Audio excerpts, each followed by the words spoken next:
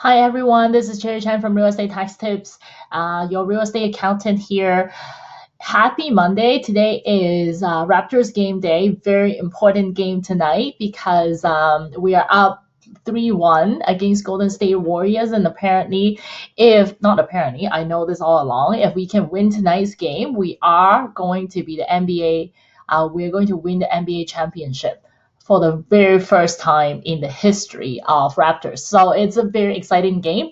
I'm not quite sure whether I am going to be able to go downtown to watch the game tonight because, of course, just as this important game coming up, as if my son knows that this is going to happen, he decided to wake me up 5 times last night. So I wasn't able to sleep basically from 2 a.m. all the way to 7 a.m. I wasn't able to sleep at all. So thanks to my son, I'm not even sure I have the energy to go downtown tonight to watch the game. Nonetheless, on to today's topic. Last week we talked about a little bit about what capital cost allowance means to most real estate investors. Today I'm going to talk to you my take on whether you should claim capital cost allowance or not as a real estate investor. Now, if capital cost allowance can be applied, it's a concept, it's wear and tear on your building. And it could be wear and tear on anything that you own for the purpose of running your business. It could also be on your car, it could also be on your computer. But today I'm only going to focus on whether you should claim the capital cost allowance on your building itself. Now, we talk about in the last video, we talk about how you would have to take all these capital cost allowance that you claim throughout the years, all into your income the year that you sell your property. And it essentially allows you to not to pay the tax in today's tax rate and with today's dollar in your pocket, but you will have to pay the tax the year that you sell the property. Now, is it worth it? Well, it goes back to how you hold your property. If you hold the property inside your corporation per se, the corporation itself is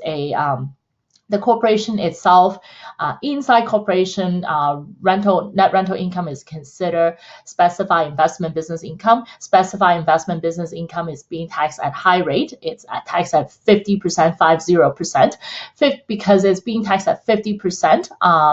At any given point in time, I would always take capital cost allowance to defer the taxes until the end of the sale, until you sell the property to realize the tax that you would have to pay, because money in your pocket today is always more than money in your pocket 10 years from now when you sell the property. Now, there is one holdback. If you own the property in the corporation and you personally do not earn any other income, you don't have any other employment income, any salary that you earn in your personal name, then you may consider not claiming the capital cost allowance and instead paying yourself a salary. Those are the tax planning point that you would have to discuss further with your accountant.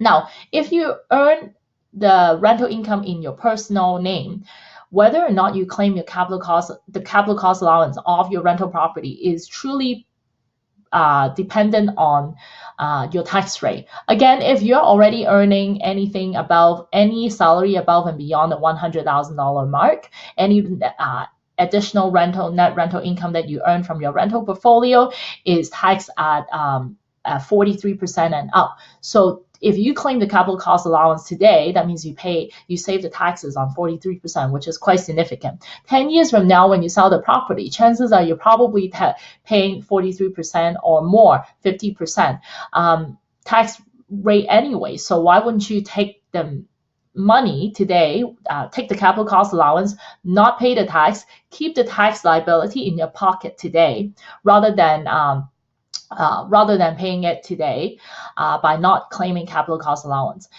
So it really goes back to what your personal tax rate, marginal tax rate on your rental income is. So very often in my practice, there could be a couple. The husband is the high earning income earner. The wife is the lower income earner, or sometimes stay home mom. And in that case, I always recommend a client high income earner to take the capital cost allowance against the net rental income, and then the low earning income spouse for not advise her not to take the capital cost allowance because she's already paying very little tax. There is no way that in the future the tax is going to be any lower. So depending on the situation, depending on the personal tax situation that you are in, we make recommendation from there to decide whether you should claim capital cost allowance or not. And these are the factors that I usually use to advise my clients. And there are a couple of catch which I am going to cover in the next video. Until next time, happy Canadian real estate investing.